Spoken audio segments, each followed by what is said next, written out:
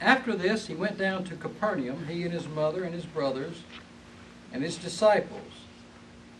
But they did not stay there many days. You know why they didn't stay there many days? Because the Passover was about to take place. He actually moved to Capernaum. Nazareth was not his hometown anymore. Capernaum was. He had a house in Capernaum.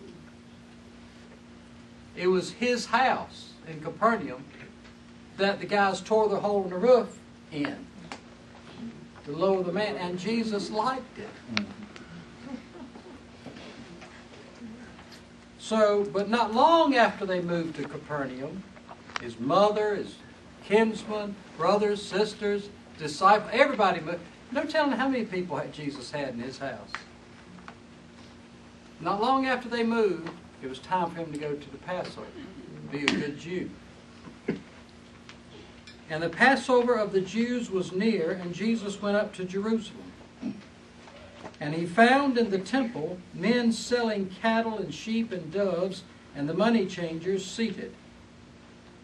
And when he had made a whip out of ropes, he drove them all out of the temple, both the sheep and the cattle. And he poured out the money changers' money and overturned the tables, and told those who sold the doves, "Get these things out of here. Don't make my Father's house a marketplace." Then his disciples remembered that it is written, "Zeal for your house shall eat me up." So the Jews answered and said to him, "What sign do you show us for doing these things?" Jesus answered and said to them, "Destroy this temple, and in 3 days I'll raise it up." Now, does that really answer their question? They wanted him to do a trick, a miracle, something. Jesus was an expert at not really answering the question that they thought they were asking. But the sign that he had authority from God to do these things in God's temple was the fact that he was going to come back from the dead. It was who he was that gave him the authority to do it. And that would be proved by the resurrection. Then the Jews said, "For 46 years was this temple under construction, and you will raise it up in 3 days?" But he was talking about the temple of his body.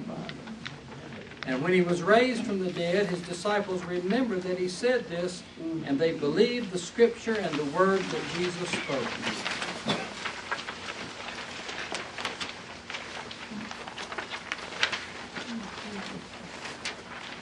While he was in Jerusalem at the Passover during the feast, many believed in his name, seeing the miracles that he performed. But as for Jesus, he did not trust himself to them, because he knows all men, and because he had no need for anyone to testify about man, for he knew what was in man.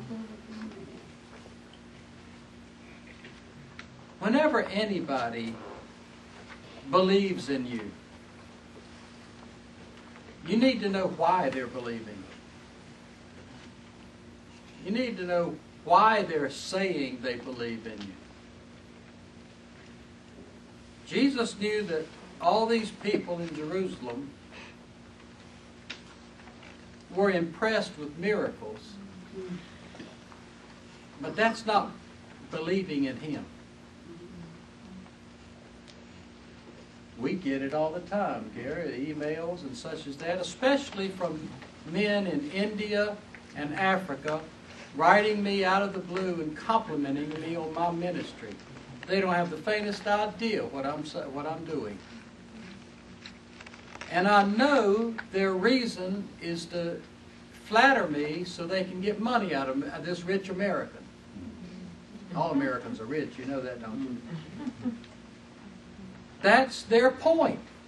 They may not even know it. But I know it, and that's what I have to go by.